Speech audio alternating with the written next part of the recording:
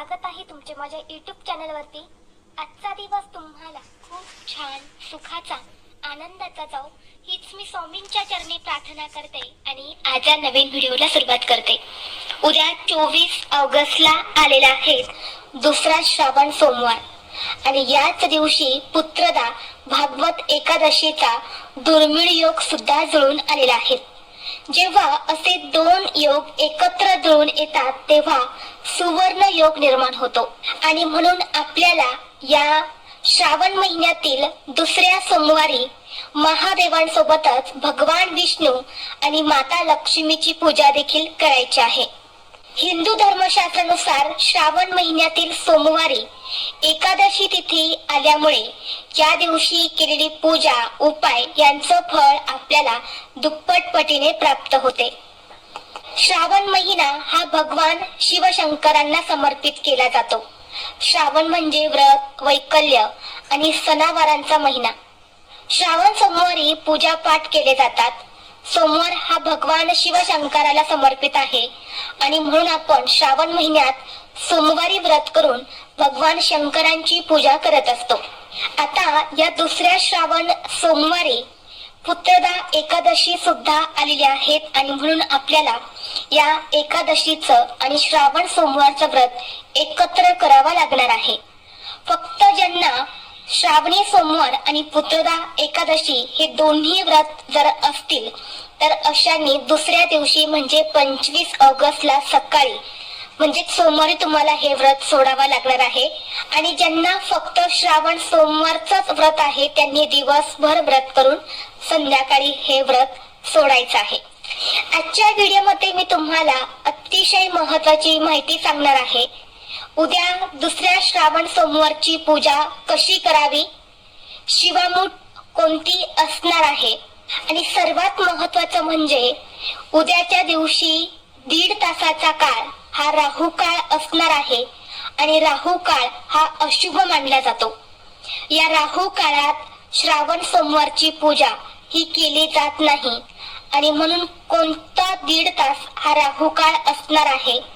तसेच पूजा करण्यासाठी कोणता शुभ मुहूर्त असणार आहे, या दिवशी काय करावे आणि काय करू नये, तसेच एकादशी आणि श्रावण सोमवार एकत्र आल्यामुळे अगोदर एकादशीची पूजा करावी की श्रावण सोमवारची पूजा करावी याबद्दलची संपूर्ण माहिती या व्हिडिओमध्ये मी तुमच्यासोबत शेअर करणार आहे।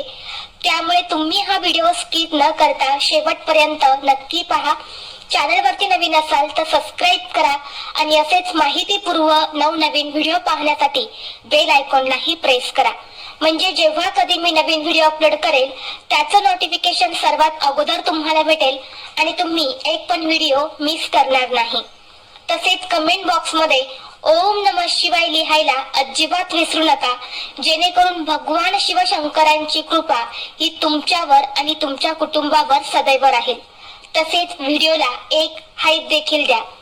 तर पहा, उद्या दुसरा श्रावण सोमवार आहे आणि तुम्हाला अगोदर सांगितल्याप्रमाणे प्रत्येक दिवशी एक विशिष्ट काळ हा राहू काळ असतो आणि हा काळ अशुभ मानला जातो। जर आपण या राहू काळात श्रावण सोमवारची पूजा केली तर त्या पूजेचं आपल्याला कोणतंही फळ प्राप्त होत नाही। या उलट त्याचे वाईट परिणाम जे आहेत तर ते आपल्याला भोगावे लागत असतात। आपली पूजा जी आहे तर ती सफल होत नाही। या सोमवारी प्रत्येक स्त्री भक्तिभावाने महादेवांची पूजा करत असते, शिवामूठ वाहत असते आणि म्हणून आपल्याकडून ही एक चूक जी आहे तर ती अजिबात होता कामा नये।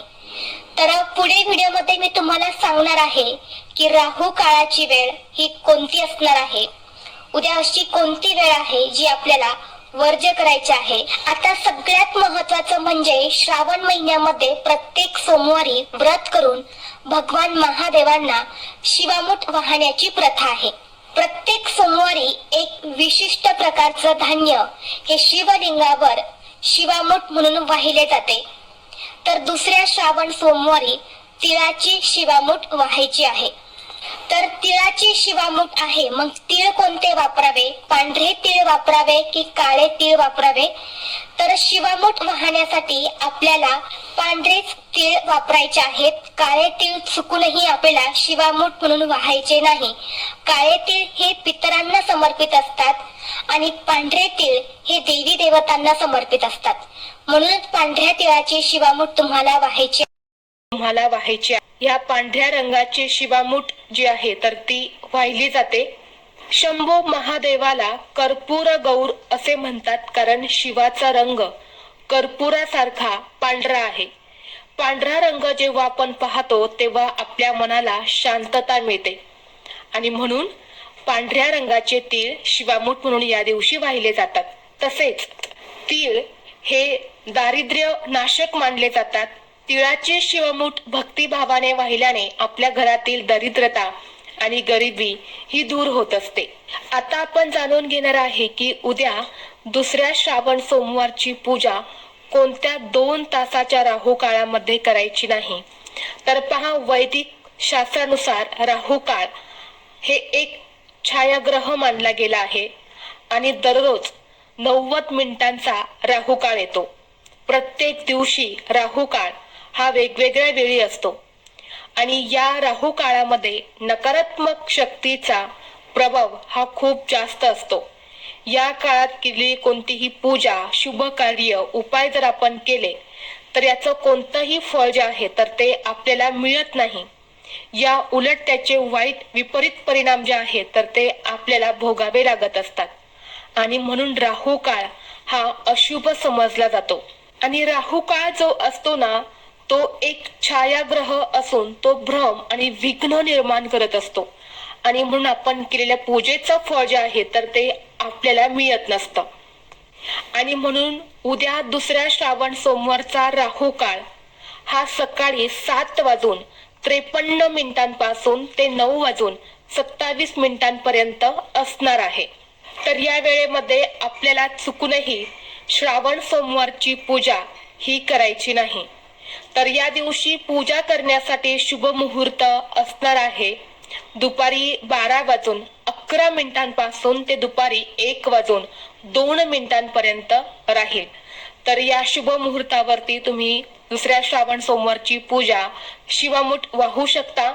शुभ मुहूर्तावरती नाही शक्य झालं तर दिवसभरामध्ये तुम्ही कधीही उद्या पूजा करू शकता. फक्त सकाळचा जो राहू काळ मी तुम्हाला सांगितला तर तो वर्जच करायचा आहे.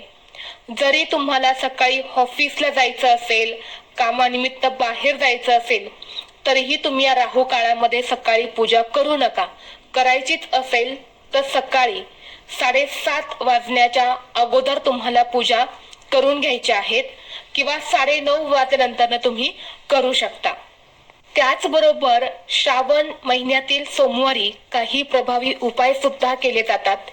हे उपाय तुमचे नशीब बदलू शकतात. तर आपल्याला उद्या दुसऱ्या श्रावण सोमवारी कर्जमुक्तीसाठी, आर्थिक अडचणी दूर होण्यासाठी एक अत्यंत प्रभावी उपाय करायचा आहे. तर आपल्याला काय करायचं आहे, उद्या जेव्हा तुम्ही महादेवाच्या मंदिरात जाणार आहे तेव्हा तुम्हाला जाताना सोबत एक मूठभर लाल मसूर डाळ आणि थोडासा गूळ घेऊन जायचा आहे आणि या दोन्ही वस्तू तुम्हाला शिवलिंगावरती अर्पण करायच्या आहेत आणि दोन्ही हात जोडून भगवान महादेवांचं नामस्मरण करायचं आहे आणि तुमच्या आर्थिक समस्या, कर्जमुक्ती होण्यासाठी मनोभावे प्रार्थना करायच्या आहेत. हा उपाय महाशिव पुराणात सांगितलेला गेला आहे. जर आपण दुसऱ्या श्रावण सोमवारी लाल मसूर डाळ आणि गूळ शिवलिंगावरती अर्पण केला तर यामुळे कर्जातून मुक्ती मिळण्यास मदत होते आणि आर्थिक समस्या ज्या आहेत तर त्या दूर होतात. आणि म्हणून हा एक उपाय जो आहे तर तो तुम्ही उद्या दुसऱ्या श्रावण सोमवारी करू शकता. त्याचबरोबर उद्या दुसऱ्या श्रावण सोमवारची शिवामूठ तीळ आहे. तर या दिवशी आपल्याला तिळाचा देखील एक अत्यंत प्रभावी उपाय करायचा आहे. तर हा उपाय उत्तम आरोग्यासाठी, जुन्या आजारातून मुक्ती आणि शनी दोषाचे निवारण होण्यासाठी, तसेच आपल्या आयुष्यातील समस्या कमी होण्यासाठी या दिवशी आपल्याला शिवलिंगावरती काळे 11 तीळ जे आहे तर ते अर्पण करायचे आहे. कारण भगवान महादेव हे पितरांचे देवता मानले जातात आणि काळे तीळ हे आपल्या पितरांना समर्पित असतात.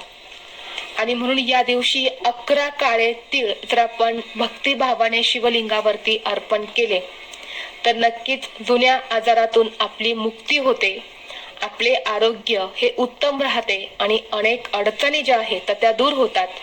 आणि म्हणून हा एक उपाय देखील तुम्ही उद्या करू शकता.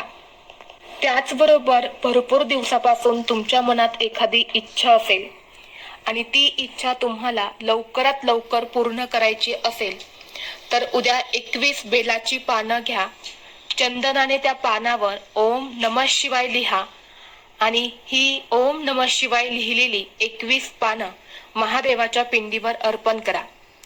आपल्या मनातील इच्छा व्यक्त करून श्रावण महिन्यातील सोमवारी हा उपाय जर आपण केला तर नक्कीच आपल्या मनातील प्रत्येक इच्छा मनोकामना ही भगवान महादेवांच्या कृपेने पूर्ण होते. तर हे काही प्रभावी उपाय आहेत जे आपल्याला दुसऱ्या श्रावण सोमवारी करायचे आहे. तर ही अत्यंत महत्त्वाची माहिती मला तुमच्यापर्यंत शेअर करायची होती. व्हिडिओ तुम्हाला आवडला तर लाईक करा, चॅनलवरती नवीन असाल तर सबस्क्राईब करा आणि हा व्हिडिओ आपल्या मित्रपरिवारासोबत जास्तीत जास्त शेअर करा. चला तर मग भेटू असंच पुढल्या एका नवीन व्हिडिओमध्ये. तोपर्यंत सर्वांना श्री स्वामी समर्थ.